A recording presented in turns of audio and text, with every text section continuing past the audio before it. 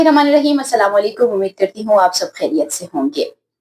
Iran में जो हालिया दिनों में महंगाई की वजह से अवाम सरापा एहतजाज हैं, उसके बाद सदर डोनाल्ड ट्रंप के बयानात भी आ रहे हैं और गुज़िश्ता रोज़ भी उनकी जानिब से एक और बयान, जिसे अगर हम धमकी के हैं कि उन्होंने ईरान की इंतज़ामिया को और ईरान के जो मुक़्तदर हल्के हैं, उनको उनकी जानिब से एक धमकी जो है वो दी गई है, तो ये गलत नहीं होगा। इस तमाम तर सूरत-ए-हाल के ऊपर बात करेंगे कि आखिरकार क्यों ईरान के अंदर ये जो एक एहतजाज है ये की जा रही है, इसके पीछे के जो मुहर्रिकात है मुमकिना वो क्या हो सकते हैं?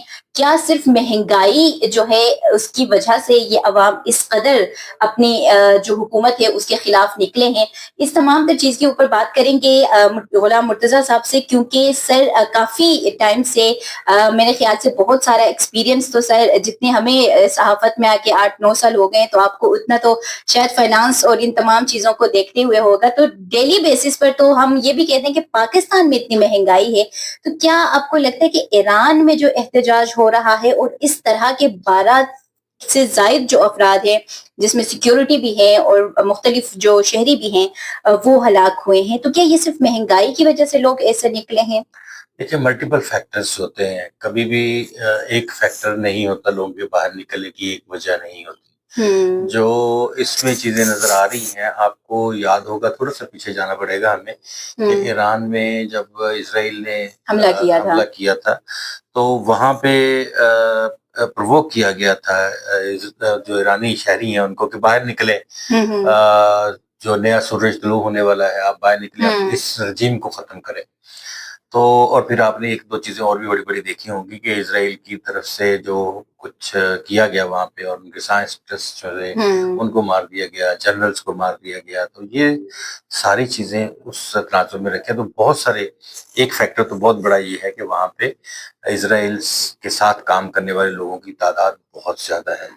पब्लिक फिगर्स हैं, बहुत सारे लोग हैं, वो उनको उनके साथ काम करते हैं। कुछ एजेंसीज़ हैं, उनको इंटिमिडेट करती हैं, उभारती हैं कि आप बाहर निकलें। सर उन्होंने और तो उस दौरान मुखबरी और जो सहूलतकारी के इल्ज़ाम में अफ़गानियों को फांसी दे दी थी। वो अफ़गानी भी थे, उसमें बेसिकली वो अगर आप देखें तो शाह ईरान के वक़्त में अगर आप चले जाएँ वापस, रज़ा खान पहलवी जो थे, उस वक़्त से अगर आप ये देखें तो वो बहुत सारे लोग पर्शिया जो थे ना, पारसीबान, वो वहाँ पे थे अफ़गानिस्तान में, और वो वहाँ वापस वहाँ चले गए थे।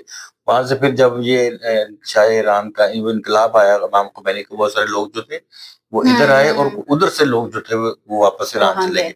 तो वो उसमें वो उनके अपने शहरी ही थे, कोई अफ़गान ये नहीं था कि अफ़गान नेशनल्स थे, वो उनके अपने शहरी थे। बट वो अफ़गान भी उसमें बहुत सारी एथनिसिटी है, एथनिसिटी है, और काफ़ी सारे लोग जो हैं ज़ुबानें बोलते हैं, और वहाँ बहुत सारे लोग जो हैं वो हो रहे हैं। अब उसके साथ अगर हम इसको एक फैक्टर ये कर लें, तो दूसरा बड़ा फैक्टर जो है वो महँगाई है वाक़ईतन। महँगाई हमारे मुल्क में भी है, लेकिन महँगाई ईरान में इसलिए है कि उसका पूरी दुनिया के साथ कोई राब्ता नहीं। तन्हा है इस वक़्त। तनहा है, और बिल्कुल। 5वीं दहाई से ऑनवर्ड हम ये देख रहे हैं कि ईरान जो है तकरीबन चौथी दहाई से ऑनवर्ड उसको पाबंदियों का सामना है। और पाबंदियों से आप अगर देखें तो ना वो अपनी कोई आइटम बाहर भेज सकते हैं, जिस तरह से उनका गैस है, उनके पास पेट्रोल है, उनके पास पेट्रोलियम मसनूआत हैं, बहुत सारी चीज़ें हैं, और ना वो बाहर से मंगवा सकते हैं। तो अभी जो वहाँ पे सिलसिला है वो बार्टर ट्रेड का चल रहा है। चीज़ दें, चीज़ के बदले चीज़ ले लें। बस वो हमें कुछ चीज़ देंगे, टमाटर देंगे, प्याज़ देंगे, या कुछ और चीज़ देंगे, हम उनको उसके अगेंस्ट जो है हम उनको गंदम दे देंगे, हम उनको कुछ वो फ्रूट्स हमें देंगे, हम उनकी जगह बस ये एक बार्टर ट्रेड का सिलसिला होता है कि ये चीज़ दें, ये चीज़ आपको एक हाथ से दें, एक एक हाथ हाथ से से वो लें। चीज़ें वो, लेकिन पैसों में वो चीज़ नहीं होती। तो इस वजह से रिसेशन है, बहुत बड़ी इकॉनमी में बहुत बड़ा जो है वो आप कहेंगे कि वीक इकॉनमी है, और बहुत डाउन जा रही है। तो अल्टीमेटली जब इतना ज़्यादा, और फिर देखें दुनिया में कहीं पे भी चले जाएँ, मैं आपको बताऊँ, ये तो बाकायदा आपको ये समझना चाहिए कि वहाँ के लोगों को इतनी आज़ादी है कि वो सड़कों पे आ सकते हैं।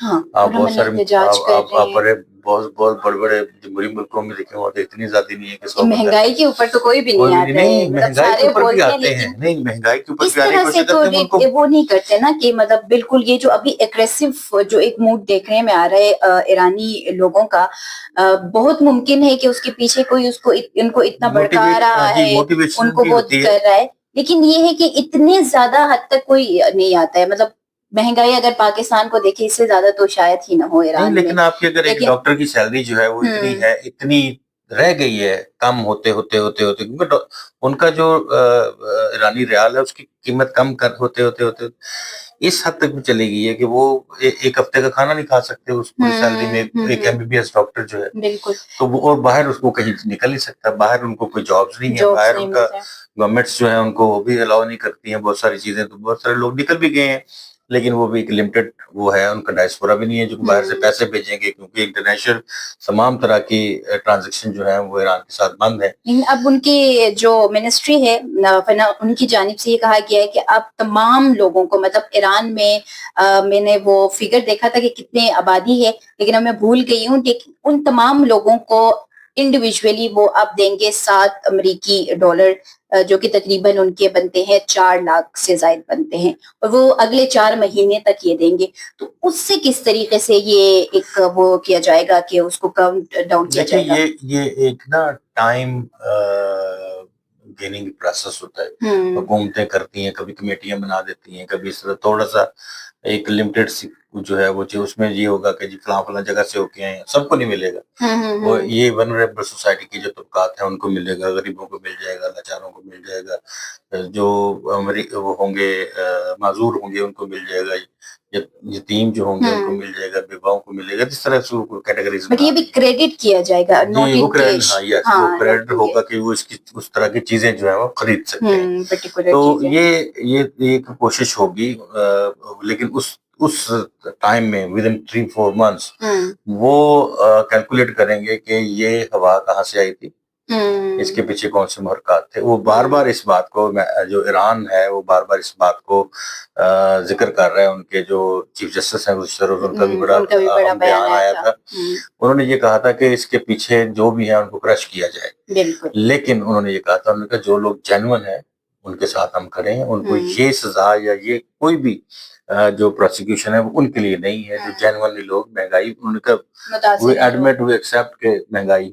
ہے اور ان کے روپے میں قوت خرید نہیں ہے، وہ لوگ اپنی یوٹیلٹی آئٹمز جو ہیں وہ خرید نہیں پا رہے. تو ان کا یہ کہنا تھا کہ یہ لیکن وہ کہا، انہوں نے کہا کہ ہم اکارڈنگ ٹو لا ڈیل کریں گے ان کے ساتھ جو اس کو بڑھا چڑھا رہے ہیں یا جو بھی اس میں کردار ادا کر رہے ہیں.